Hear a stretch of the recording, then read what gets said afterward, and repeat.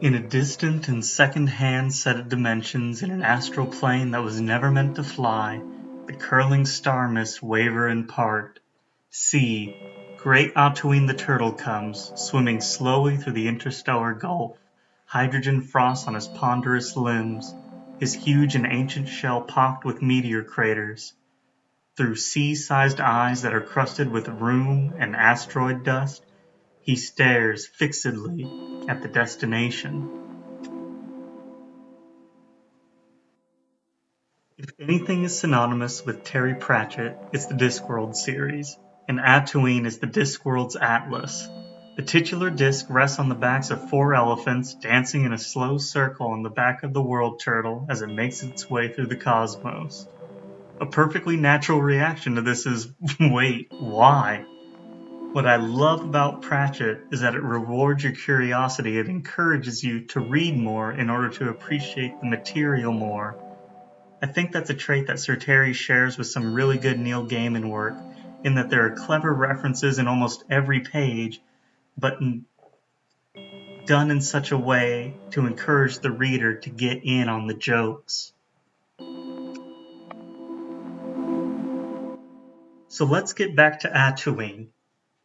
This picture isn't actually from Discworld, but this is an 18th century representation of what Hindus are supposed to believe the world looks like.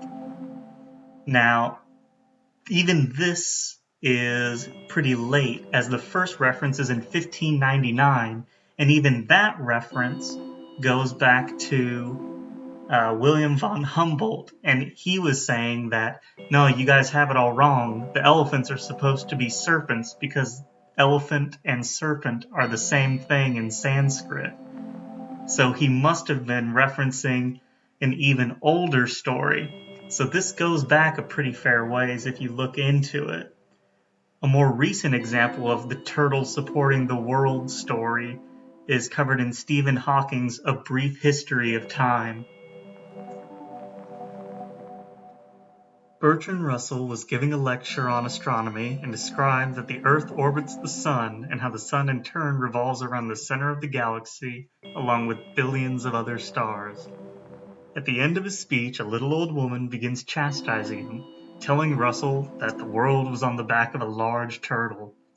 Bertrand asked, "If the world's on the back of a large turtle, then what's that giant turtle on?"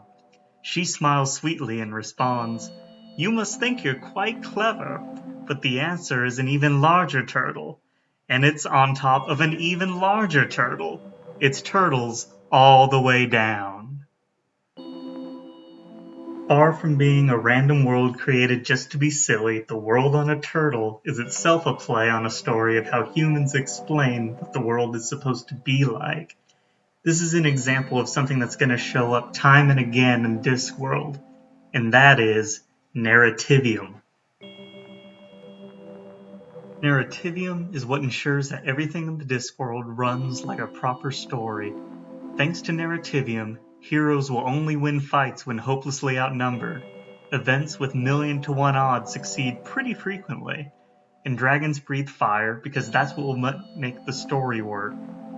The Discworld is our world, as makes sense through the lens of narrativium.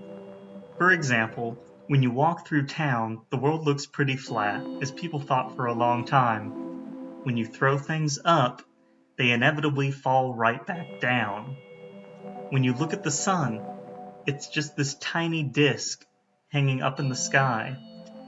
The Discworld, in turn, is flat, and it has a tiny sun that circles around the rim, and anything that goes up inevitably falls down.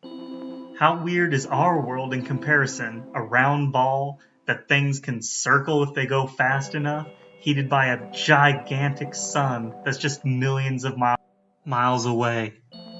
That's the difference that looking at the world in terms of stories can make. Happy Valentine's Day, babe. I love you lots.